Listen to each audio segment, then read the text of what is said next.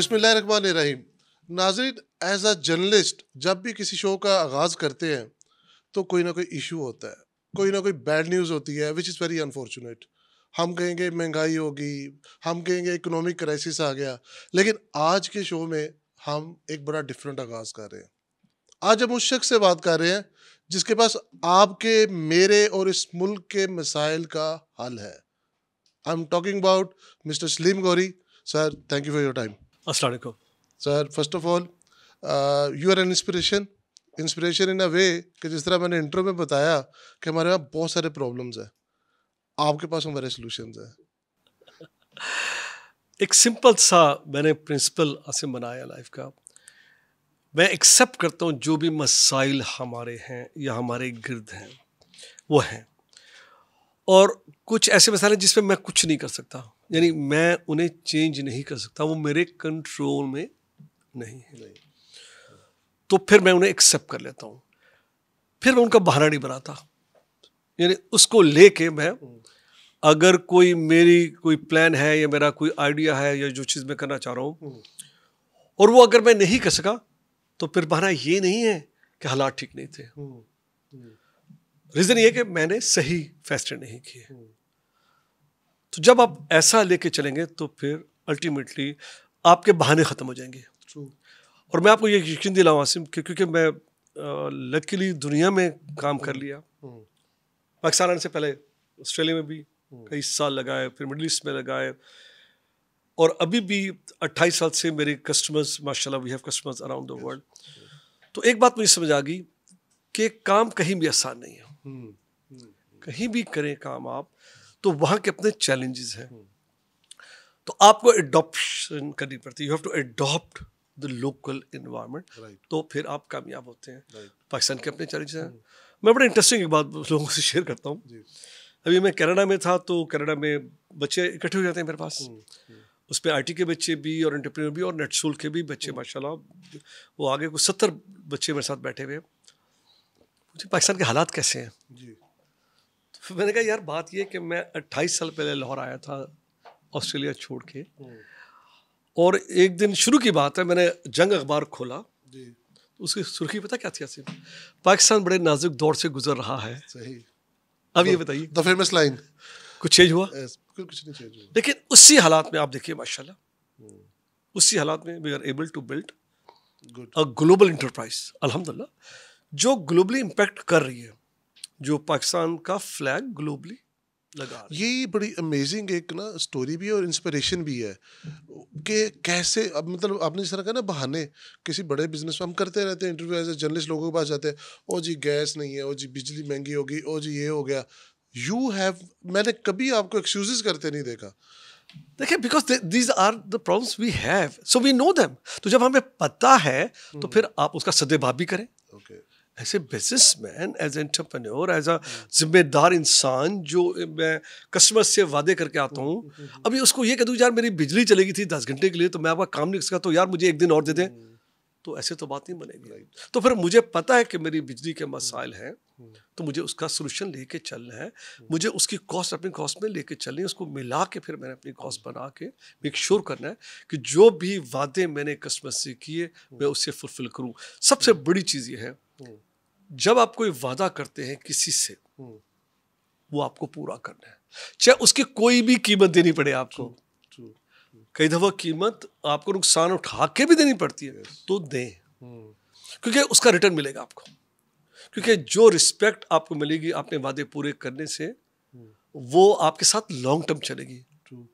तो मेरे पास सैकड़ों स्टोरीज हैं इस 28 साल के अरसे में, जहाँ पर कुछ चीज़ें मेरी नुकसानदेह थी, लेकिन क्योंकि वादा किया था तो पूरा किया। गुरु साहब, पहले भी हम श्योर लोगों ने आपको सुना होगा, बड़ा थोड़ा सा ओल्ड क्वेश्चन हो गया ये, how it all started, but again it's a necessity, people should know कि कैसे एक आदमी, वो बड़ी ज़बरदस्त आपकी लाइन है, from nowhere to everywhere, you know, तो कैसे वो शुरू हुआ उसके बारे में कुछ थोड़ा सा देखिए, बात यह है कि थोड़ा सा पीछे चले जाते हैं। मेरी पहली ज़िंदगी, इससे पहले की ज़िंदगी, लाहौर से पहले की ज़िंदगी ऑस्ट्रेलिया में थी, और मैं IT कंसल्टेंट था ऑस्ट्रेलिया में। और बड़ा कम की बात है, मैं 86 में ऑस्ट्रेलिया गया था।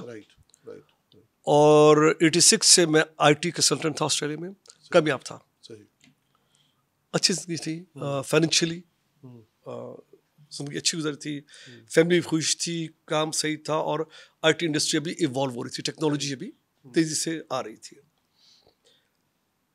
एक वक्त आया कि मैं काफ़ी, मुझे तशनगी हो गई वहाँ बैठे हुए कि मैं तो जो कर रहा हूँ वो अपने लिए कर रहा हूँ, यानी मेरी ज़िंदगी तो बहुत अच्छी है, मेरी अपनी ज़िंदगी अच्छी है, और उसका इम्पैक्ट मेरे बच्चों पे भी अच्छा है, मुझे भी अच्छा है, मैं अच्छी गाड़ी भी चला रहा हूँ, अच्छा घर में भी रह रहा हूँ, और मैं अच्छे कपड़े अफोर्ड कर लेता हूँ, तो मेरी एक अच्छी ज़िंदगी, सोशल लाइफ भी है।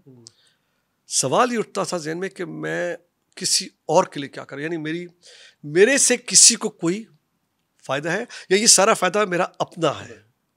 तो जवाब था नहीं जनाब, ये सारा फ़ायदा आपका अपना है, आप किसी के लिए कुछ नहीं करते।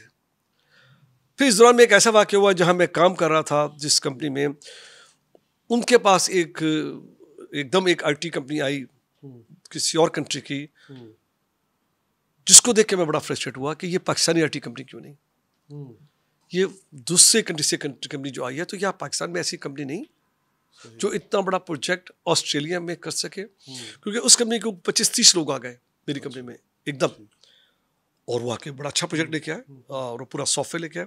ये 93 की बात है। अब 93 में मेरे जहन में सवाल उठा कि क्या पाकिस्तान में ऐसी कंपनी कोई है जो ग्लोबली इस तरह का सॉफ्टवेयर, इस तरह की सर्विसेज दे सकती है। मैंने रिसर्च करी इसकी, जो भी उस तरीके थे कॉल्स की, यहाँ पर मुझे कोई नाम नहीं मिल रहा था, आई कुडंट फाइंड एनी ऐसी कोई कंपनी जो ऑस्ट्रेलिया में आके अपना झंडा लगाए पाकिस्तान का।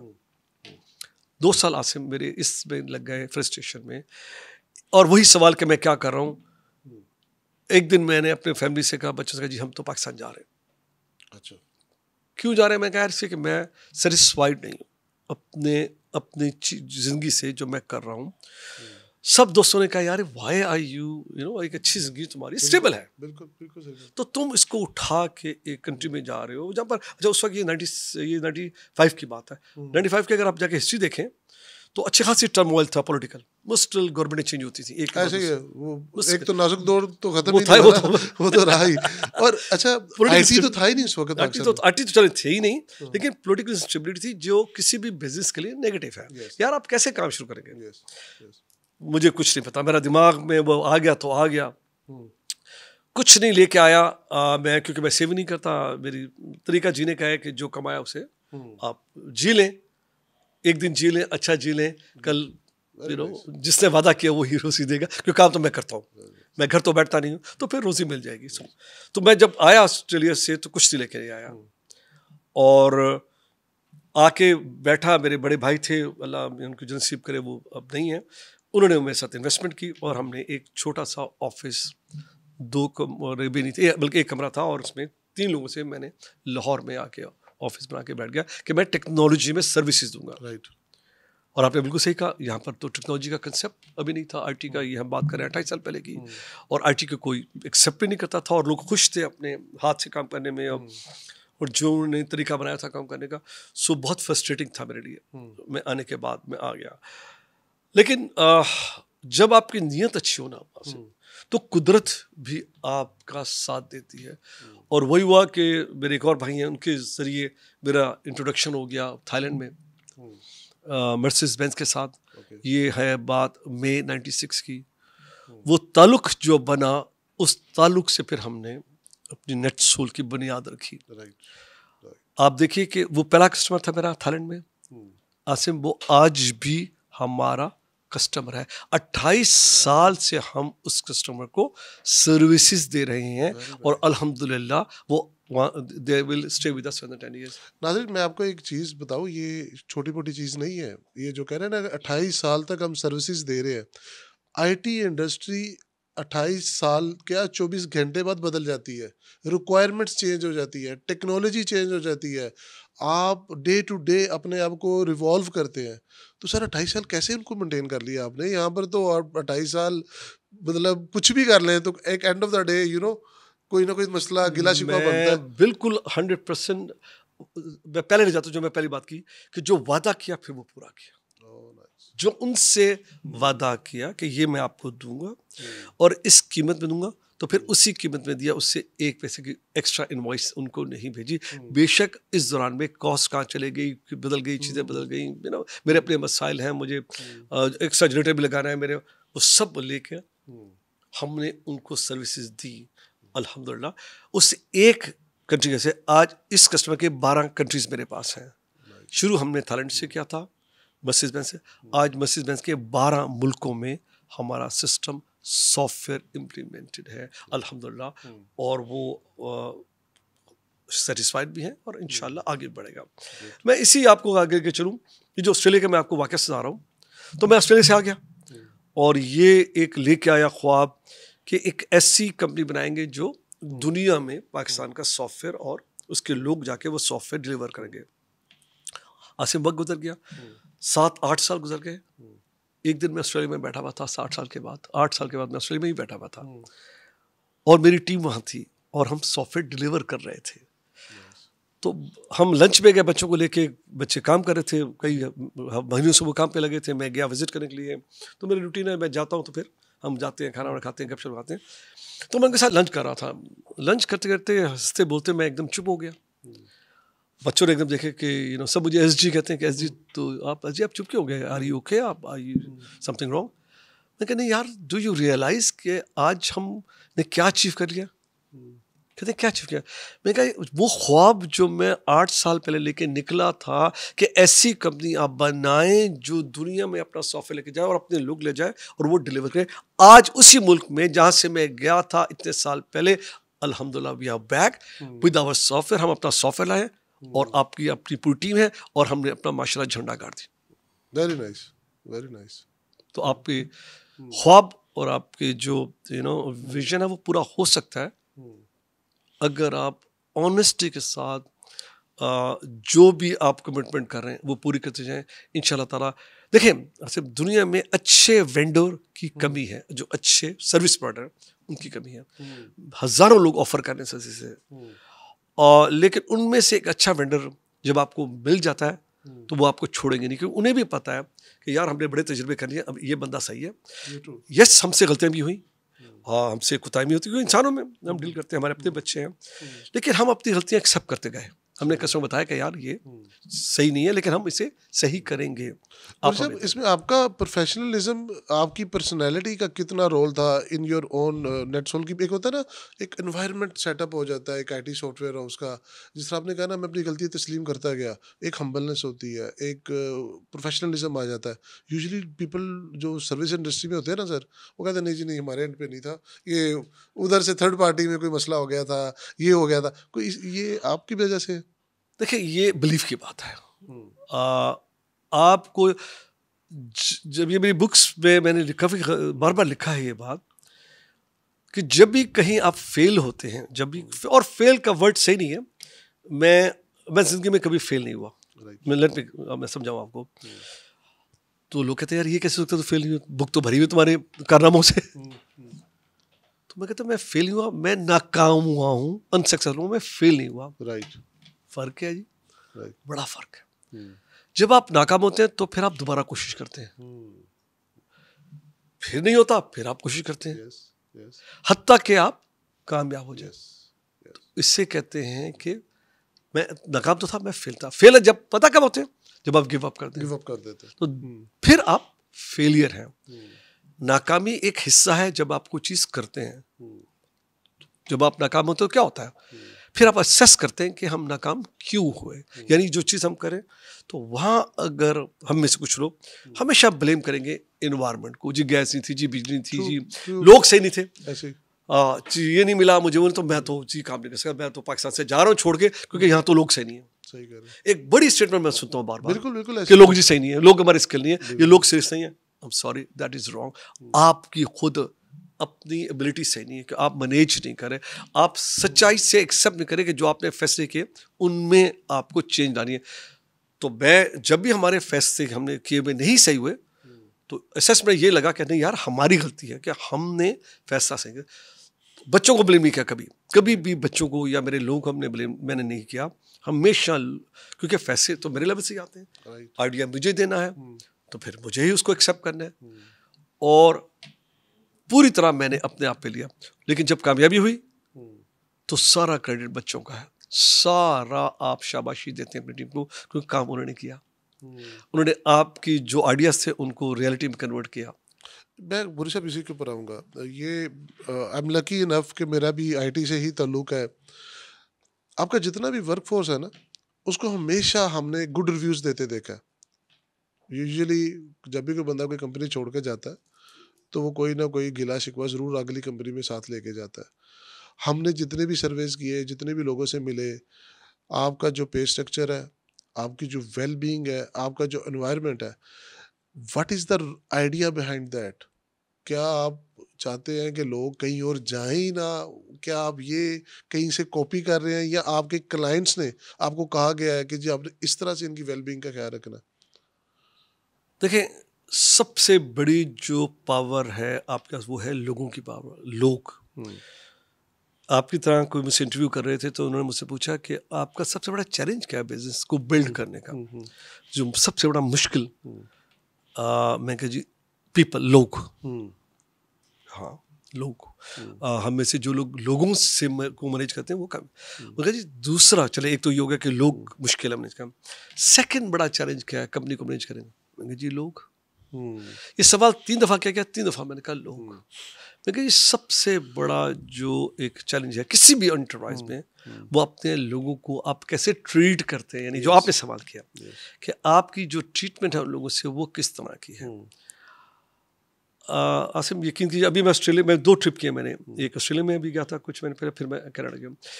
दोनों जगह एक्स नर्सोलियन, जो हमारे नर्सोलियन कहते हैं, सारे नर्सोलियन जो एक दफा छोड़ के भी गए, यकीन कीजिए दूर दराज से बच्चे आए कि मेरे साथ बैठ के गपशप लगाए। कि क्या मैजिक है? क्योंकि पता क्या है, ये मिसिंग है आईटी इंडस्ट्री में, ये मिसिंग है। लोग नहीं मिलते लोगों को। आपकी हम पिक्चर्स देखते हैं, वीडियोस देखते हैं, आपके पुराने कोलीग्स, पुराने स्टूडेंट्स आपको इस तरह मिलता है जिस तरह एक स्कूल का टीचर आ जाए, अलुमनी की कोई गैदरिंग हो जाए, इट्स लाइक दैट। वो क्या चीज़ है? देखिए, आप जब यहाँ पे वॉक कर रहा होता ना, तो आप उनको उतनी ही रिस्पेक्ट देते हैं जितनी रिस्पेक्ट आप उनसे लेना चाहते हैं। राइट। अभी मैं लिफ्ट में आ रहा था ना, थोड़ी 2 मिनट लगे, तो लिफ्ट ऑलरेडी भरी हुई थी जब मैं आया हूँ। तो बच्चे निकलना चाहते हैं, नो तुम लिफ्ट में रहोगे, जब लिफ्ट आ पाएगी फिर मैं ऊपर आऊँगा। मैं कह नहीं, आप खड़े रहें, जगह नहीं है, मैं वेट करूँगा। तो उनको मैंने जाने दिया, खुद मैंने वेट कर लिया। एक छोटी सी एग्जांपल मैं आपको दे रहा हूँ, very small example, giving respect to your people, और कुछ नहीं। सही। मैं पैसों में डिसएग्री करता हूँ आपसे, पैसे तो सब आजकल दे रहे हैं, फाइनेंशियली पीपल पे, वो और उसके बाद लोग रहेंगे नहीं, लेकिन सब लोग रिस्पेक्ट चाहते हैं कि उनकी इम्पोर्टेंस एक ऑर्गेनाइजेशन में कितनी है, इनकी है। एक एक बच्चा जो है, बच्चा जो नेटसोल में काम करता है वो इम्पोर्टेंट है। और उसकी इवन ये ऑफिस बॉयज जो हमें है, इनकी भी एक कंट्रीब्यूशन है।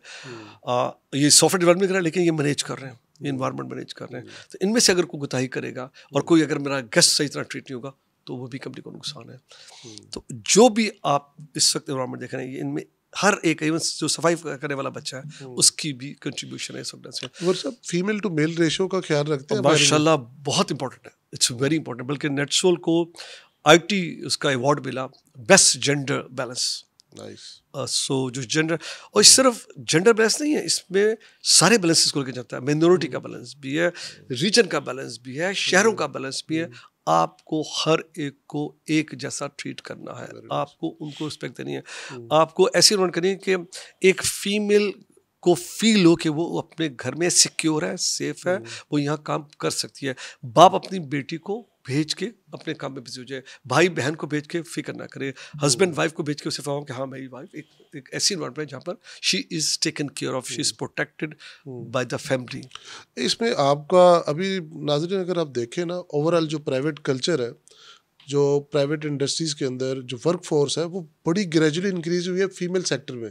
आप क्योंकि इनिशिएटर थे, आपको इसका क्रेडिट ज़्यादा जाता है। अगर एक भी बैड एग्जांपल बन जाती तो शायद आज जिस तरह हमारी टीम के अंदर 2-3 फीमेल्स यहाँ पे खड़ी, ये ना होती, क्योंकि वो एक बैड एग्जांपल भाई बाप सारा सुन रहे होते। तो गौरी साहब, आगे फ्यूचर में क्या देखते हैं, क्योंकि अभी भी वी आर स्ट्रगलिंग, अभी भी लाहौर में तो ये हो रहा होगा, इस्लामाबाद में तो ये हो रहा होगा, आपने जो बाकी की जो हमारे इलाके हैं उनके लिए क्या कभी प्लानिंग की गवर्नमेंट से कभी बात देखिए, हुई मैं है मेरा planning? मेरा मेरा बिलीव है कि पाकिस्तान चेंज हो रहा है हम्म और ये बेहतरी की तरफ चेंज हो रहा है। देखिए, एक तो ज़ाहरी इश्यूज नज़र आते हैं ना हमें, हम्म हम्म ज़ाहरी इश्यूज को आप वैसे पर्दा कर दीजिए और फिर डेप्थ में देखिए, हम्म तो हम चेंज हो रहे हैं। अभी एक चेंज आ रही है, मैं क्योंकि मैं डील करता हूँ।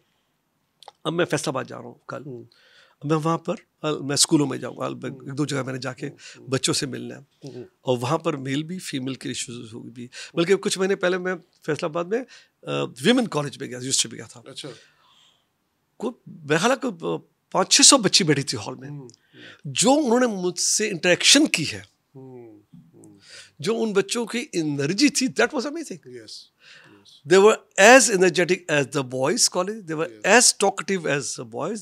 They had confidence की बात कर लें, उनके सवाल बहुत हमें। सो मेरा ख्याल है कि मैं ज़्यादा देख सकता हूँ डेप्थ में कि पाकिस्तान कैसे चेंज हो रहा है। राइट, आप इसे रोक नहीं सकते। बिल्कुल सही बात, ये जो नई जनरेशन है आपकी, ये माशाल्लाह माशाल्लाह इस मुल्क को कहीं और लेके जाएगी। Very nice. हमसे ज़्यादा ज़हीन है, ज़्यादा एक्सेस है नॉलेज की उनके पास, ज़्यादा उनकी विजडम है। मेरी जनरेशन ने बहुत गलतियां की इस मुल्क में, तो हमारे मसाइल बढ़े। मेरा यकीन है कि ये अब जो नई जनरेशन ये डिफरेंट है, बहुत डिफरेंट है। लेकिन एक चैलेंज है, ब्रेन ड्रेन हो रहा है। बिल्कुल डिसएग्री करता हूँ आसिफ आपसे, अच्छा, बिल्कुल। देखें, कितनी आबादी है आपकी? 24 करोड़ के। 24 करोड़ है। कितनी जॉब्स क्रिएट कर सकते हैं आप? राइट, नहीं कर सकते आप। नहीं कर सकते। कोई मुल्क नहीं कर सक रहा। ये आपकी एक्सपोर्ट है, don't do that. Okay okay. मेरे अपने बच्चे छोड़ के हमें जाते हैं, मेरे एचआर वाले अफसर होते हैं, मैं कहता हूँ नो, लेट देम गो। हमारी जिम्मेदारी हम और ट्रेन करें। आज तक मेरे 18 साल के इंटरव्यूज देखे, मैंने कभी नहीं कहा कि मुझे शॉर्टेज चाहिए लोगों की। मेरी जिम्मेदारी है कि मैं तैयार करूं। It is my responsibility as a responsible person of a company कि मुझे लोग खुद तैयार करें। मुझे ये नहीं कहना कि जी हमारे स्कूल अच्छे बच्चे तैयार नहीं करे, ये बिल्कुल गलत बातें सुनता हूँ पॉडकास्ट में सुनता हूँ मुश्किल कि जी हम तो बच्चे प्रोड्यूस नहीं करते या हमारे बच्चे स्कॉलर के। रॉन्ग। हम सब की जिंदगी, क्योंकि स्किल सेट चेंज हो रहा है, कोई भी प्रोड्यूस नहीं कर सकता। आपको उनको रिफाइन करना है, आपको उनको रीट्रेन करना है, वो आपकी जिम्मेदारी हम करते हैं। तो कभी आप मेरी किसी पॉडकास्ट में ये सुनेंगे कि कमी है या स्किल सेट शॉर्ट है, क्योंकि स्किल सेट तो हमने बनाना है। सो ब्रेन ड्रेन बिल्कुल नहीं है। आप नंबर्स देखें, पाकिस्तान अभी भी पीछे है, पीछे कंट्री से जिनके लोग ज़्यादा जा रहे हैं। लोगों को जाना चाहिए और जाके उन्हें भी जाके अमेरिका में बड़ी कंपनीज के सीईओ बनना चाहिए। आज लोग जाएंगे तो 20 साल बाद वो टेक ओवर करेंगे ना। Totally agree with that.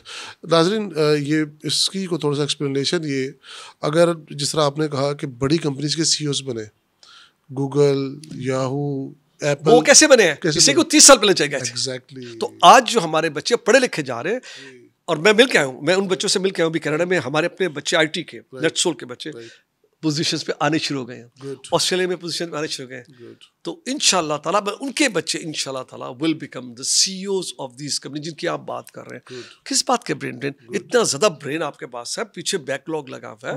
आप ट्रेन करें, शिकायत मत करें, मत रोएं बैठ के। लोग हैं आपके पास, आप खुद लेजी हो गए हैं। आपको बने बनाए लोग चाहिए। आई एम सॉरी, बने बनाए तो लोग नहीं मिलेंगे आपको। इसी के ऊपर बात करते हैं, बने बनाए लोग और ये लेजीनेस के ऊपर। जो करिकुलम है हमारा, आज भी हम देखते हैं एमए कश्मीरियात हो रहा है, डबल मैथ स्टैट लोग करके बैठे होते हैं। ठीक है, लैंग्वेजेस के अंदर आपको सीखना चाहिए, बट अब तो दुनिया स्किल के ऊपर चली गई है।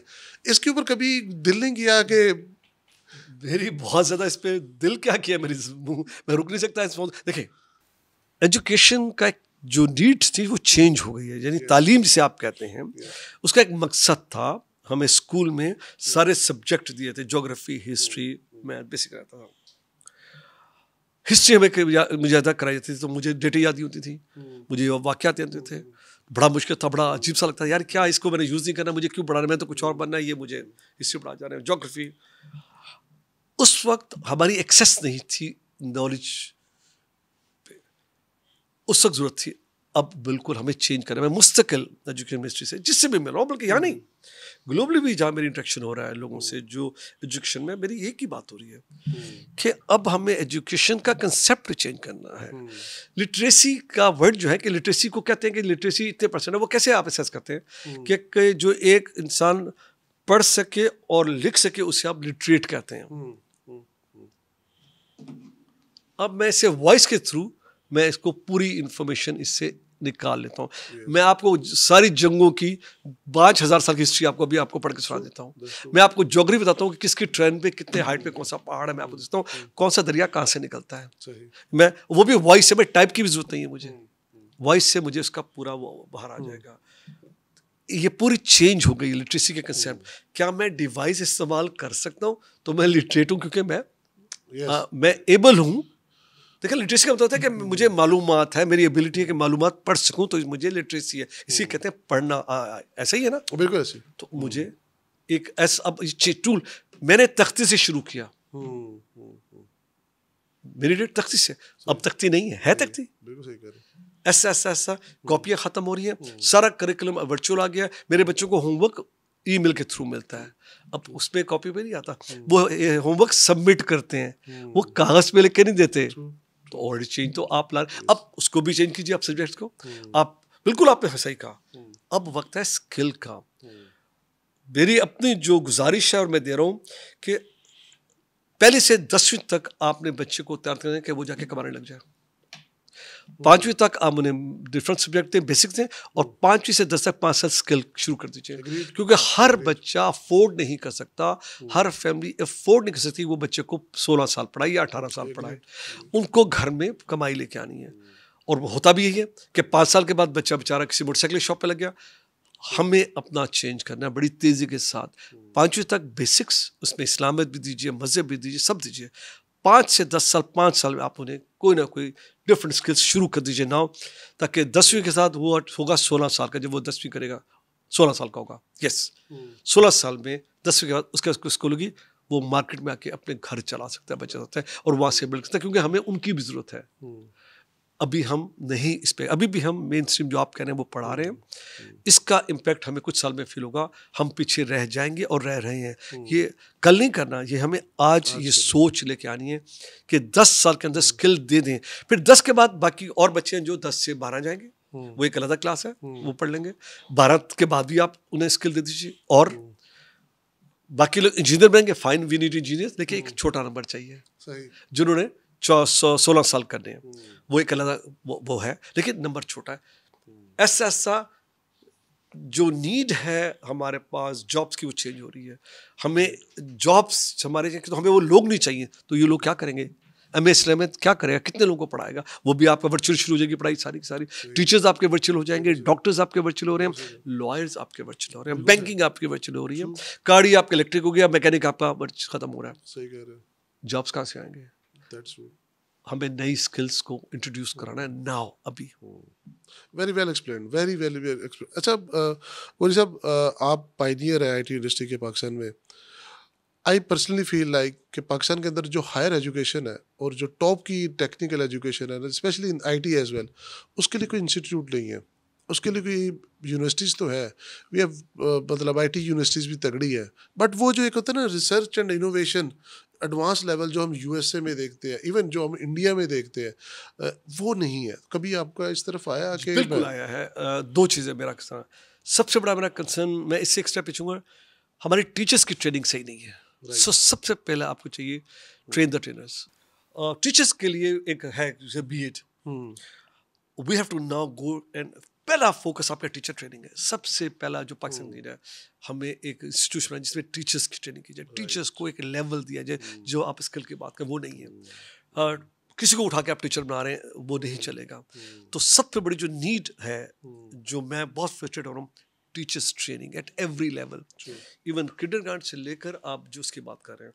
फिर नेक्स्ट है रिसर्च की, जो आपसे मैं बिल्कुल एग्री करता हूँ। नए पाकिस्तान को बड़ी सीरियसली इस पे आना पड़ेगा, रिसर्च इंस्टीट्यूट्स क्रिएट करने पड़ेंगे, उनमें इन्वेस्ट करना पड़ेगा, हमें इंटेंशनली लोग बिठाने पड़ेंगे, आप रिसर्च करें। और उसके लिए हमारे से चाइना की बड़ी अच्छी एग्जाम्पल है, हमें कॉर्पोरेट चाइना से करना चाहिए, वो रिसर्च में इन्वेस्ट कर रहे हैं। आप पता है कि उन्होंने कितने मिलियन लोग भेजे 20 साल के दौरान यूरोप में सिर्फ इंग्लिश लैंग्वेज सीखने के लिए? उसका उन्हें कितना अमेजिंग फर्क पड़ा। हमें मिलियन लोग जो भेजने चाहिए चाइना मैंड्रीन सीखने के लिए, to That's learn so true. Mandarin। That's true. इसी के that is the real power coming, जिसमें बिल्कुल सही कह रहे हैं आपकी आप बिल्कुल सही कह इकोनॉमी रहे भी हैं। चैलेंज हो रही है, बिल्कुल सही ग्लोबल चेंज हो रहा है। हमें इंग्लिश तो हमें आगे वो इसे, अब हमें मिलियन लोग चाइना सिर्फ मैंडरिन सीखने के I लिए, agree just with to learn the Mandarin, so we can work together, हम मिलकर सबसे काम बड़ा करें। सर चैलेंज ही सीपैक में ये लैंग्वेज बैरियर का आ रहा है। हमने कहा, आप बताया कि माशाल्लाह हमने 100 इंजीनियर चाइना में हायर किया है, चाइनीज इंजीनियर, गुड, जो हमारे साथ मिल के रिसर्च और डेवलपमेंट कर रहे हैं, जो आप कह रहे हैं, और हम मिल के सॉफ्टवेयर बना रहे हैं। Very nice. हम चाइनीज मार्केट को चाइनीज के थ्रू लेके जाएंगे, पाकिस्तानी चाइनीज मार्केट में नहीं काम कर सकता। तो मेरी रिकमेंडेशन बड़ी स्ट्रांग है कि हमें चाइना भेजने चाहिए अपने लोग एक अरसे के लिए, 1 साल 1.5 साल का हो, और वो मैंडरीन को लेके आए, और फिर वो चाइनीज के साथ मिल के हम R&D भी करें, रिसर्च सेंटर वहाँ बनाए और उनके यहाँ बनाए, वाइस वर्सा क्रिएट करें एनवायरनमेंट। फिर हम और फिर बड़ी तेजी से हम चाइना 20 साल में 2 डेकेड में इस लेवल पे आया। मैं 2000 में गया था चाइना, और अब 24 साल बाद मैं तो क्योंकि ऑफिस है मेरा, तो मैं साल में 4 दफा जाता हूँ, लेकिन इतने छोटे पीरियड में ट्रांसफॉर्मेशन मैंने किसी दुनिया में नहीं देखी। वो ट्रांसफॉर्म हो गए, इतना फोकस से उन्होंने अपना काम किया, इतनी ज़्यादा सीरियसनेस से उन्होंने एजुकेशन को किया, ग्लोबल चीज़ें एक्सेप्ट उन्होंने की हैं, उन्होंने कोई बहाने नहीं बनाए। उनके बड़े मसाइल थे, हमसे ज़्यादा मसाइल थे, उन्हें सारे साइड पे कर दिए, उन्होंने फोकस किया डिलीवर करने में। तो जो आपने बिजनेसमैन की बात की ना, हमें इनको मैसेज देना है कि यार सही कह रहे हैं, बिल्कुल सही कह रहे हैं भाई, बी रियलिस्टिक, जरा आपको तगड़े पता हो। है कि मसाइल हैं, हाँ, उनका आपने ही हल निकालना है। सही, अभी भी आप देख लीजिए हमारी इंडस्ट्री में 2-4 इंडस्ट्री में कुछ लोगों ने इन्वेस्ट किया है, नहीं में वो शिकायत नहीं कर रहे हैं। बिल्कुल सही कह रहे स्पोर्ट्स में देख लीजिए, वो अपना हैं। कमा रहे हैं। बाकी जो लोग जिन्होंने वक्त ज़ाया किया, पैसा ज़ाया किया, पैसा ज़ाया कर दिया, मैं इतना कहूँगा, वो रो रहे हैं। वो है जो आपको रोते हुए मिलेंगे। लेकिन जो सीरियस बिजनेसमैन आज भी है, बिल्कुल सही। And we are proud of them, और वो एक्सपोर्ट कर रहे हैं, वैसे एक्सपोर्ट कर रहे हैं, उनकी वजह से आ रही है। वो स्पोर्ट्स पे, टेक्सटाइल में, मल्टीपल एरियाज में। सर टेक्नोलॉजी इवॉल्व हो रही है, आपके पास तो चैलेंजेस की भरमार होती होगी, since you have to come up with new things. Pakistan से रिलेटेड कोई नई प्रोडक्ट्स ऐसी, फॉर एग्जांपल जिस तरह ई कॉमर्स का काफ़ी यहाँ पे जो है ना अभी भी गैप है, कोई बड़ा जाइंट नहीं आ सका, कभी आपने सोचा कि हम खुद कोई अपनी इस तरह की प्रोडक्ट लॉन्च करें? बिल्कुल है, जरूरी नहीं कि इस तरह करें, लेकिन ऐसी करें जो आप कह रहे हैं, राइट, जो डिस्टिंग्विश करे आपको। माशाल्लाह काम हो रहा है। हमें कॉन्स्टेंटली ये कंसर्न है कि क्या हम कल की टेक्नोलॉजी और कल की चेंज के साथ हैं, कि खुदा ना खास्ता क्या हम भी कोडेक की तरह अपसेट तो नहीं हो जाएंगे, या नोकिया की तरह हमें कोई उठा के तो नहीं फेंक देगा। Very well said. ये बहुत बड़ा एक कंसर्न है सीईओ का, टेक्नोलॉजी में, हर सीईओ का, मेरा भी है। रात को अगर मेरी नींद उठती है तो ये सोच के उठती है कि क्या मैं पूरी तरह अवेयर हूँ कि जो चेंज आ रही है, मैं और मेरी टीम पूरी तरह अवेयर है, और क्या हम रेडी हैं उस चेंज को लेके हम चेंज हों। बहुत बड़ा, क्योंकि टेक्नोलॉजी बहुत तेजी से चेंज हो रही है। यानी पहले कुछ साल का गैप होता था, नई टेक्नोलॉजी आती थी, अब तो महीनों में और दिनों में और हफ्तों में चेंज हो रही है। तो ये हमारा कांस्टेंट चैलेंज है, लेकिन इसका पॉजिटिव साइड भी है। इसकी पॉजिटिव ये कि फिर हम दुनिया से आगे निकल सकते हैं जी, अगर हम वो पकड़ लें एक कल की टेक्नोलॉजी, तो वो हो रहा है अल्हम्दुलिल्लाह। नेचुरल इस स्टेज में है जहाँ हम अब R&D कर रहे हैं, अल्हम्दुलिल्लाह हम R&D भी कर रहे हैं, और हम अपना नई चीज़ें इनोवेट कर रहे हैं। उसमें कुछ कामयाबी होगी, कुछ नहीं होगी, वो नॉर्मल है। जब भी आप R&D करते हैं, जब भी आप रिसर्च करते हैं, जब भी आप नई चीज़ को पे हाथ डालते हैं, वहाँ एक वो है कि वो उस पर कामयाबी नहीं होगी आपको, दैट्स फाइन, 1% आप, लेकिन उससे आप सीखते हैं, वी लर्न फ्रॉम दैट, और फिर उसको ऐसा रिफाइन करके एक कामयाबी की तरफ ले जाते हैं। तो वो नेचुरल अल्हम्दुलिल्लाह हम नाजुक दौर से निकल आए। Good, good, that is very hopeful. मैंने स्टार्ट में बोला था कि नाज़िर ये एक इंस्पिरेशन स्टोरी है, और अगर आप थ्रू आउट द पॉडकास्ट देखें तो we have been giving light and light. इन्होंने हर जगह भी ये कहा कि उम्मीद है अच्छे की, अच्छा हो रहा है, अच्छा हो सकता है। ये बड़ा इनकरेजिंग है। मैंने एज अ जर्नलिस्ट आपको बताया कि हम शुरुआत बुरे से करते हैं, और सारा वो जो है ना एक नेगेटिव वाइब्स और तंग आ गए। इस वक्त पाकिस्तानी मीडिया सर, उसके पास लोग नहीं है जो पाकिस्तान की अच्छे के लिए तारीफे और अच्छे के लिए होप दे सके। विद ऑल ड्यू रिस्पेक्ट ये एक बात है। एक एक एक इस तरह ही लाइव टीवी पे हमारा शो हो रहा था, बजट आया था उस साल, तो बैठे हुए थे, तो दो डिफरेंट पार्टीज थी, एक अपोजिशन भी थी, गवर्नमेंट भी थी।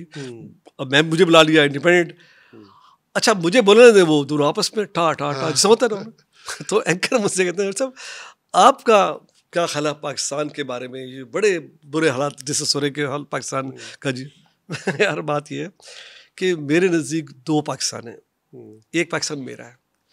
मैं सुबह उठता हूँ, अपना जिम करता हूँ, एक्सरसाइज करता हूँ, 9 बजे ऑफिस जाता हूँ, अपना काम करता हूँ, शाम को 5-6 बजे घर आता हूँ अपनी मेहनत करके। किसी दिन अच्छा होता है, कमा लिया, किसी नहीं कमाया जाता, लेकिन अल्हम्दुलिल्लाह मेरा दिन गुजरता है। फिर आके मैं बच्चों ने तो मेरा दिन बड़ा अच्छा है, मेरा पाकिस्तान बड़ा अच्छा है। फिर एक पाकिस्तान शुरू होता है शाम 7 बजे, वो तो तबाह और बर्बाद है, वो तो किसी काबिल नहीं है। तो मैं कहा मैंने वो पाकिस्तान देखना ही छोड़ दी है। अल्हम्दुलिल्लाह मेरा पाकिस्तान अल्हम्दुलिल्लाह। देखें आसिफ, जो आप देख रहे हैं यहीं से कमाया, जिस जगह आप बैठे हैं, जिन लोगों को आप देखेंगे, ग्राउंड लीजिए इस फैसिलिटी का, ये सब इन्हीं बच्चों ने, हमने मिल के मेहनत की है। इसी स्कूलों के बच्चे हैं जिन स्कूलों की आप शिकायत करते हैं, उन्हें यूनिवर्सिटी से बच्चे आए हैं जिनके लोग कहते हैं जी अच्छी यूनिवर्सिटीज नहीं है। हमने जो सॉफ्टवेयर बनाया, अब बताया कि चाइना की पूरी 90% माशाल्लाह कंपनी हमने कैप्चर की हुई अपने सॉफ्टवेयर से। एक वाहिद कंपनी नेटसोर्स जो चाइना में, जो हमारा सॉफ्टवेयर है फाइनेंशियल, उसने टेक ओवर कर लिया मार्केट। ये कैसे हुआ? ये सब डिज़ाइन पाकिस्तान में यहीं बैठ के लाहौर में डिज़ाइन डेवलप बाय आपके इंजीनियर्स ने किया है, और ये चाइना में एक्सपोर्ट करते हैं।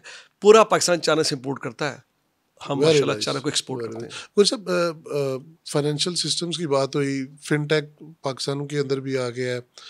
हमारे यहाँ बैंकिंग जो है ना, अभी भी वही ओल्ड स्कूल चल रहा है, वही मतलब निकलने नहीं देते। बाहर एक बंदा पूरा बैंक चला रहा होता है, हम अभी भी चेक्स, बैंक ड्राफ्ट्स उन्हीं रोलों में है। तो कुछ इस तरह का कोई देखिए नहीं, वो है हमारे सिस्टम ही, ये हमारी सारी सिस्टम ही हमारी फाइनेंस कंपनीज यूज़ कर रही हैं, बैंक्स भी यूज़ कर रहे हैं। देखिए ये OBC at the highest level हमें जो हम डिसीजन मेकर्स हैं उन्हें ही करना है कि ग्रेजुअली वी नीड, हमें वर्चुअल और डिजिटल वर्ल्ड को अडॉप्ट करना है, एक्सेप्ट करना है कि ये रियलिटी है। और जो कैश करेंसी है इसको भी हमने अब ग्रेजुअली, अब चाइना में अगर आप एक बिस्कुट भी खरीदे तो आप कैश नहीं लेगा, वो आपसे, आपका फ़ोन से, आपका वॉलेट से आपकी पेमेंट QR कोड से करेगा। पूरी दुनिया कैश से ऐसा ख़त्म हो रही है। बहुत से मुल्कों में कैश जेब में पड़ा था, वो एक्सेप्ट करते हैं, जी नहीं आप उससे पेमेंट करें, कार्ड से पेमेंट करें या अपने वॉलेट से पेमेंट करें। तो ये तो पाकिस्तान पीछे नहीं रह सकता, पाकिस्तान को भी अडॉप्ट करना है, और इसमें अब टाइम कम है हमारे पास। पर आई एम श्योर कि कुछ बैंक्स मैं देख रहा हूँ कर रहे हैं, और वो बड़ी तेज़ी से अडॉप्शन की तरफ आ रहे हैं। तो उम्मीद रखें आपके, हम भी दुनिया के साथ इंशाल्लाह चलेंगे। अच्छा सर, हमारे यहाँ इंक्यूबेशन सेंटर्स का जो कॉन्सेप्ट है बड़ा क्वाइट रिसेंटली आया है, बट अनफॉर्चुनेटली बड़ा लिमिटेड है। इंक्यूबेटर्स और जो लोग आइडियाज़ लेके आते हैं उनको वो फैसिलिटीज़ नहीं मिल पाती। नेटसोल किस तरह से हेल्प आउट करेगा इसमें? नेटसोल बिल्कुल किया है। नेटसोल इंस्पायर हमारा इंक्यूबेटर है पिछले 10 साल से। अब हमने पार्टिसिपेट करना शुरू किया है नाइकैट में। अभी इग्नाइट के साथ मिलके हमने खुद 2 इंक्यूबेशन सेंटर हम मैनेज कर रहे हैं, एक इस्लामाबाद पे बहुत बड़ा और एक लाहौर में। अभी कुछ दिन पहले मैंने खुद जाके ओपन किया है। नेटसोल उसे मैनेज कर रही है। बड़े state of the art centres हैं ये, और इग्नाइट इसको फंड कर रहा है, बैंक इस पे फंडिंग कर रहे हैं। देखिए इसका जो स्टार्टअप कल्चर है इसके थोड़े से चैलेंजेस हैं, और इसमें टाइम लगता है इसको मैच्योर होने में, लोगों को इसको समझने में। बदकिस्मती से मोस्ट ऑफ जो हमारी स्टार्टअप्स हैं, एंटरप्रेन्योर्स हैं, वो शुरू करते हैं अपनी स्टार्टअप इससे कि हम पैसे रेज करके बिजनेस को बनाएंगे। राइट। वो मेरे नज़दीक एक फ्लॉड एक स्ट्रेटजी है। मैं भी नेटसोल स्टार्टअप थी, आज से कुछ साल पहले मेरी स्टार्टअप थी, और हमने फैमिली के पैसे लेके कंपनी को बिल्ड किया और फिर कमा के बिल्ड किया। हमने किसी के इन्वेस्टमेंट लेके इसको बिल्ड नहीं किया। फिर पब्लिक है, फिर पैसे रेस किए, बाद में जाके कंपनी को पब्लिक भी कर लिया। लेकिन कंपनी का स्टार्ट इस बेस पे नहीं था कि पैसे कोई रेस करेंगे तो कंपनी को बिल्ड करेंगे। तो ये जब हमारे स्टार्टअप ये जहन में लेके आते हैं कि हमने यूनिकॉर्न बनना है, वो यूनिकॉर्न बनते हैं जबकि वैल्यूएशन उनकी $1 बिलियन पे चली जाती है। सब तो होती नहीं है कि जो वैल्यूएशन इस कंपनी की तो $1 बिलियन होगी, वो यूनिकॉर्न बन गया। अब वो यूनिकॉर्न ठीक है, अल्लाह करेगा हमारी कंपनीज भी बन जाएंगी, लेकिन वो इक्का दुक्का होती है। बाकी कंपनीज को अपना खुद ही रेवेन्यू आप ऐसा काम करें जिससे आपको रेवेन्यू आए। तो वो एक अभी है, लेकिन आई बिलीव कि मेच्योरिटी आएगी जब हमारे फेलियर्स हो रहे हैं फेलियर जो नॉर्मल है, उसमें कोई वो अपसेट होने की बात नहीं है कि कभी जाती हैं, ट्राई करती हैं और फिर वो फेल होती है, फिर वही बच्चे आगे कामयाब हो जाते हैं। वो तो फेल हो गया उनका वेंचर, लेकिन वो जो सीखते हैं उससे वो फिर कुछ और बना लेते हैं। तो अभी स्टार्टअप कल्चर है और इंक्यूबेशन सेंटर्स आ रहे हैं और इसमें पब्लिक सेक्टर की फंडिंग है। जो इग्नाइट है ये पब्लिक सेक्टर फंडिंग है और जो बैंक मिल के ये सेंटर्स, 2 बड़े सेंटर, अभी और भी सेंटर बन रहे हैं। सो स्टार्टअप कल्चर इंशाल्लाह मैच्योर होगा इंशाल्लाह। सर थोड़े से ज़रा पॉलिटिकल सॉर्ट ऑफ क्वेश्चन कह लें इनको, है तो नहीं वैसे, फायरवॉल की आपने अक्सर दास्तानें सुनी है, as a entrepreneur, as a IT company, will it affect you? देखिए फायरवॉल एक नॉर्मल चीज़ है, कंट्रीज में है, ये पाकिस्तान वाहिद कंट्री नहीं है। राइट। कंट्रीज अपने आप को सिक्योर करना चाहती हैं फ्रॉम हैकिंग एंड बहुत डिफरेंट। अभी देखिए ये जो लंदन में इंग्लैंड में फसादात हुए वो एक फेक न्यूज़ से हुए। राइट। और फेक न्यूज़ कहाँ से निकली? सोशल मीडिया से, तो लाहौर का एक बच्चे से निकली है। बिल्कुल ठीक। ठीक है, ठीक ठीक। तो आपकी ऑब्वियस सी जिम्मेदारी है कि आपने अपने आप को बचाना है। Right. तो लेकिन फायरवॉल की इम्प्लीमेंटेशन का इशू है कि वो किस तरह की गई, इशू उससे आया है। फायरवॉल का इशू नहीं है, कंट्रीज करती हैं, सब कंट्रीज ने किया हुआ है। यूएस ने टिकटॉक का बैन किया हुआ है उठा के, तो आप करते हैं, लेकिन यहाँ पर इम्प्लीमेंटेशन मैं समझता हूँ सही नहीं की गई। जो इम्प्लीमेंटेशन कर रहे थे उन्होंने नहीं पहले से बताया कि इसका इम्पैक्ट क्या होगा, कहाँ पर हमें कितने अरसे के लिए हमें स्पीड चाहिए हो, क्योंकि अब वो कर रहे हैं, जब आप कॉन्फ़िगर कर रहे होते हैं तो चीज़ें वो टेस्ट कर रहे होते हैं, स्लो होती हैं। तो मुझे उम्मीद है कि ये जल्दी सेटल हो जाएगा और हम एक नॉर्मल उसमें आएंगे। यस, कुछ चीज़ें हमारी फिल्टर होंगी, हमें एक्सेप्ट करनी पड़ेंगी, हमारी कंट्री की नीड है, इसको मैं कुछ नहीं कर सकता। ये एक सीरियस इशू है। फेक न्यूज़, अच्छा वो हर एक के लिए बुरी है, दोनों साइड के लिए। बिल्कुल सही कह रहे हैं, एक साइड के लिए नहीं है। बिल्कुल सही कह रहे हैं। जो आज गवर्नमेंट है उनके लिए, जो कल भी आएंगे कोई, ये नहीं कि ये बैठे रहेंगे। और वो सोसाइटी के लिए भी बुरी है, जिस तरह यूके की आपने एग्जांपल दी है, आती है और एक्सप्लोड हो जाती है, क्योंकि हम बुरी खबर को बड़ा वो फौरन आगे भेजते हैं, ऐसे ठा हर शख्स आगे भेज देता है। तो वो एक जो है ना चेंज, हमें सबको, यूके का बुरा हाल हो गया, 1000 लोग पकड़े गए सिर्फ फेक न्यूज़ की वजह से। जो फेक न्यूज़ थी, ये जोक नहीं है, इकोनॉमीज तबाह हो जाते हैं, सिस्टम तबाह हो जाते हैं। तो लेकिन फायरवॉल की इम्प्लीमेंटेशन में बिल्कुल नहीं बताया गया, नहीं किया गया, तैयार नहीं किया गया। जब हम भी सिस्टम जब कस्टमर को देते हैं नया, तो हम पहले से अग्रीड होते हैं कि इससे बिजनेस पे इम्पैक्ट आएगा जी, ये डाउन टाइम होगा, ये बिल्कुल होता है, आपको पता है। तो यहाँ किसी को बताया नहीं गया, किसी को तैयार नहीं किया गया। शायद लोग पहले से तैयारी कर लेते हैं, जो फ्रीलांसर्स है वो तैयार कर लेते हैं। अगर एकदम आ जाता है कि यार बी रेडी, आपका सिस्टम डाउन होगा, ये होगा, वो पहले से अपना टाइमिंग चेंज कर लेते हैं, वो नई एपिसोड रखते हैं। ज्यादती यहाँ की गई, बहुत ज्यादती की गई, बताया नहीं गया। That is not fair. आपने इंडस्ट्री को नुकसान पहुंचाया है, ये यकीन कीजिए कुछ बच्चे बेचारे घर बैठ जाएंगे, उनको दोबारा काम नहीं मिलेगा। ये फेयर नहीं था। It should be implemented, but the way procedure was not good. नहीं, उसका तरीका है, आप पूरा आपको पता होता है, आपको डाउन टाइम अंदाजा हो जाता है कि यार मैं ये चीज करूंगा कन्फिगरेशन, तो इसमें ये चीज तो व्हाट्सएप नहीं चलेगा, या इंटरनेट स्लो हो जाएगा, या आप ये नहीं चलेगा। आपको सब कम ऑन जो कर रहे हैं उन्हें सब पता है कि इम्पैक्ट आएगा। Why it wasn't declared? अगर आप बता देते आईटी कम्युनिटी को, फ्रीलांसर्स को कहते कि ये होने लगा, बी प्रिपेयर्ड, आप देख लें ये ऐप का पे इम्पैक्ट आएगा, आप तैयारी करें, वेरी सिंपल, तो लोग तैयार हो जाते हैं। यहाँ बिल्कुल नहीं किया गया, एकदम अचानक रुक गया।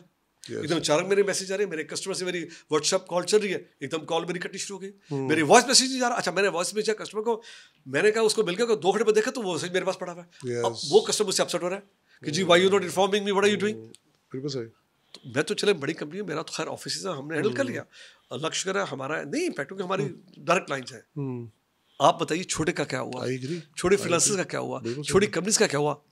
जुल्म हुआ। बिल्कुल सही कर। आई होप कि जो लोग ये प्लान करते हैं उन्हें ये बात रियलाइज हो और आगे चल के उन्हें थोड़ी कंसिडरेशन हो लोगों के रोजगार, जॉब्स, घर। देखिए कस्टमर एक दफा चला गया, वापस नहीं आता। मैंने आपसे क्या कहा, 28 साल मैंने कस्टमर मेंटेन किया।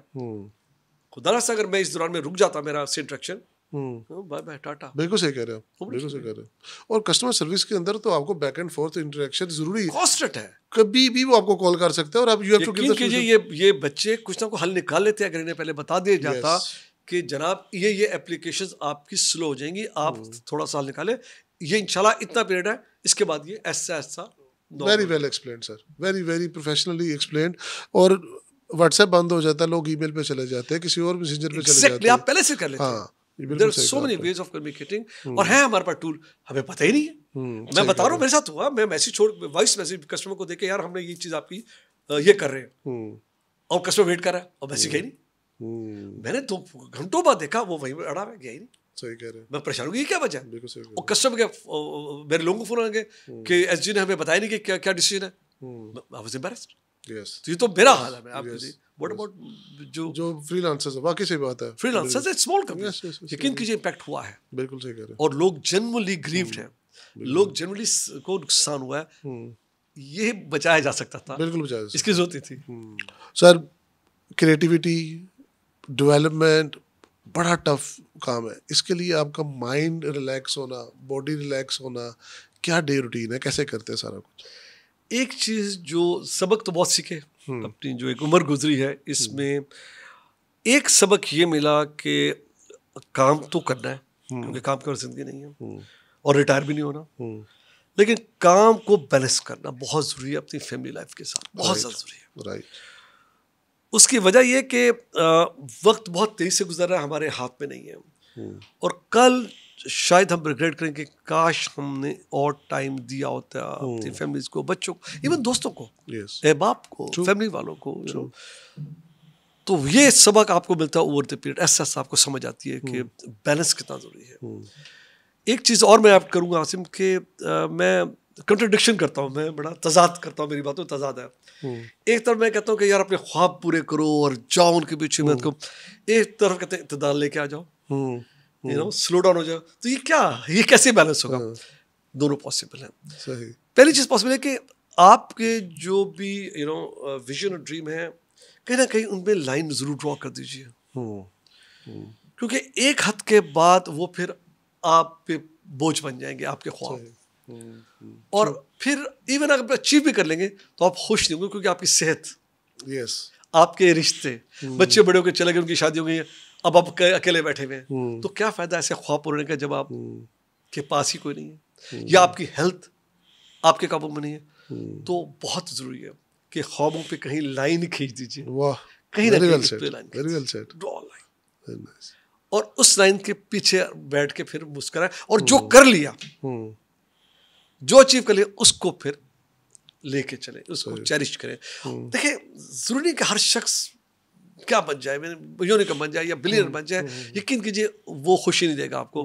खुशी ये देगा कि जो आपने किया उसको कैसे आपने इस्तेमाल किया। यानी जो आज है उस पर आप खुश नहीं, क्योंकि कल और लेना है, तो आज भी गया तो कल भी ना आया, सही, कल तो कुछ भी हो सकता है ना। अल्लाह माफ करे, हालात दुनिया के कहीं जंग चढ़ गई, सारा जो आपकी प्लानिंग है, कोविड आ गया, जीरो हो गया, पीपल लॉस देयर बिजनेस। लेकिन वो इस चक्कर में कि यार कल का दिन बेहतर होगा, वो आज एंजॉय नहीं कर सकते, कल कोविड हो गया, कल तो आए नहीं, टुमारो नेवर केम। तो आपके सवाल पर वापस आता हूँ कि जो सबक मुझे मिला, फिर मैंने कुछ अर्से पहले डिसाइड किया कि मैं अपना ख्याल करूँगा, मैं अपनी फिजिकल, मेरी सेहत मेरी जिम्मेदारी है, वो मेंटल भी है सेहत और फिजिकल भी है। और कोई 15-16 साल पहले, ज़्यादा टाइम हो गया, मैंने फिर ऐसा जिम की रूटीन बनाई अपनी, और वो भी सुबह, शाम को नहीं।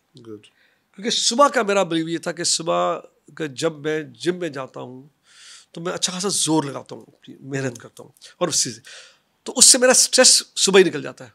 यानी मैं अपनी सारी नेगेटिव जो एनर्जी है वो जिम में निकाल देता हूँ, सब चीज़ें करके। तो जब मैं जिम से बाहर निकलता हूँ तो मेरा पूरा बोझ निकल गया होता है। अब जब दिन में मैं ऑफिस आता हूँ और चैलेंजेस हैं, कोई मुस्तकिल इश्यूज आ रहे हैं, कस्टमर इशू आ रहे हैं, एम्प्लॉयज अपसेट हैं, तो मैं बड़ा धीमे अंदाज को हैंडल करता हूँ, फिर बहुत कामली, क्योंकि मैं स्ट्रेस को निकाल चुका होता हूँ। तो मेरी एबिलिटी डील करना चैलेंज से बेहतर है जब मैं अपना स्ट्रेस निकाल के आता हूँ। अच्छा, 2 चीज़ें हो गई, एक मेरा माइंड रिलैक्स हो गया और मेरी फिजिकल बॉडी अल्हम्दुलिल्लाह मेरी, मैं अपने आप को मेंटेन कर रहा हूँ, try to maintain my self.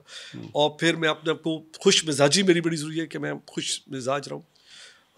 You know, लोग फील करते हैं कि मैं बहुत कम लोग अपसेट नजर आता हूँ, मैं एग्री करता हूँ। उसकी वजह ये है कि सबसे बड़ा जो बॉडी को डैमेज करता है वो आपको जब आप अपसेट होते हैं, Right. जब आप किसी पे गुस्सा करें या कोई चीज़ बुरी लग जाए तो आपको खाती है बॉडी अंदर से।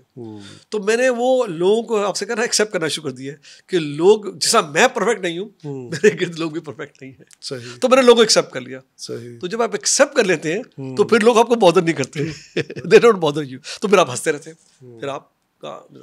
फिर मैं फैमिली को टाइम देना किया, मैंने दोस्तों को टाइम देना शुरू किया। राइट बहुत इम्पोर्टेंट है कि एक टाइम निकालें जहां पर कोई फजूल बातें करें आप, यानी कोई सियासत ना करें, सियासत की बात ना करें, बिजनेस की बात ना करें, फजूल बात करें। वो एक आपका टाइम है जिससे आपका एक आपका माइंड, आपकी बॉडी रिलैक्स होती है।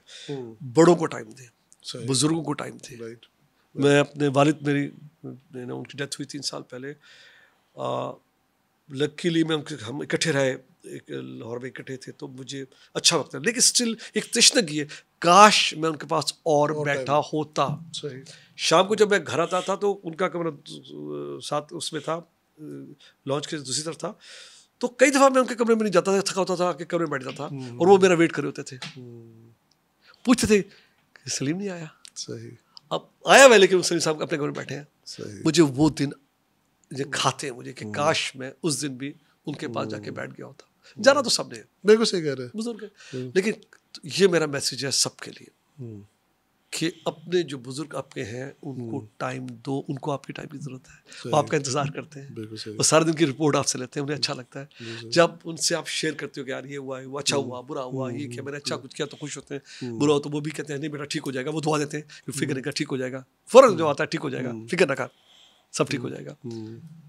बच्चों को टाइम दें, बच्चे आपकी जिम्मेदारी है। फैमिली को, अपने पार्टनर को टाइम दीजिए, take care of your partner, they deserve your time. उनको आपकी जरूरत है। सिर्फ कमा के पैसा ठीक है से आप सहूलतें लेते हैं, लेकिन एक आपकी पर्सनल भी जरूरत है, अफेक्शन की, पर्सन भी आपकी जरूरत है, हम्बल की, गुड होने की। तो ये चीज़ें हैं लाइफ गुजारने के। और जो आपने खाने की बात की, मैं डाइट की, मेरा एक डिफरेंट कंसेप्ट है।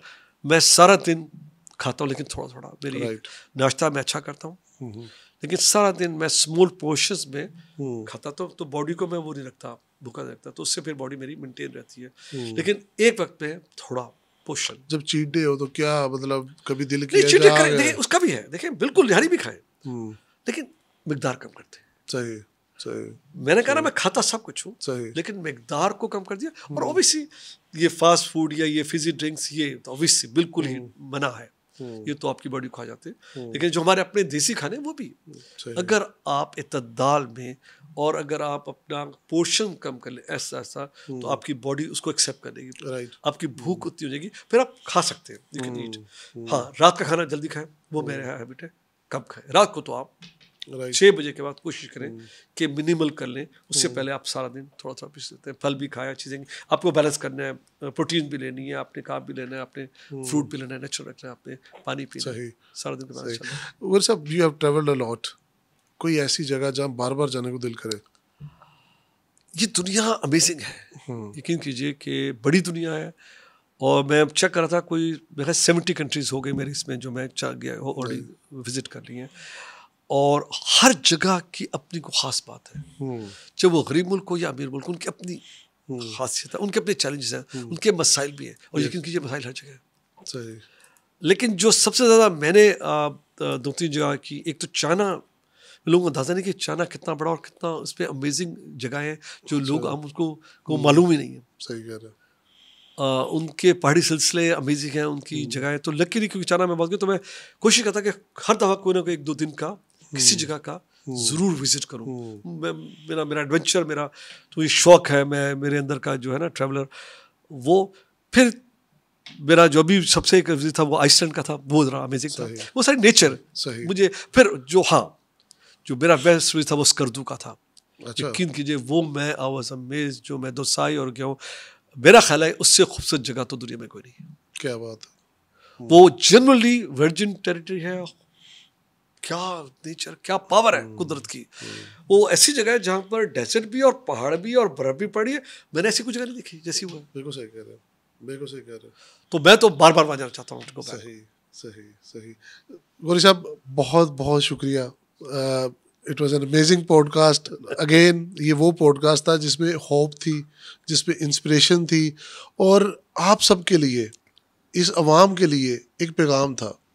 हमने सारे वो सवाल किए जो हम बाकी लोगों से करते हैं और जवाब मिलता है हाँ जी गलत पॉलिसीज़ है इसलिए लोग भाग रहे हैं, हाँ जी गलत पॉलिसीज़ है हम क्या करें। तो he was the man with the solutions. We wish you all the best for your future endeavour sir. With that thank you very much for watching. इंशाल्लाह see you in the next podcast. Thank you.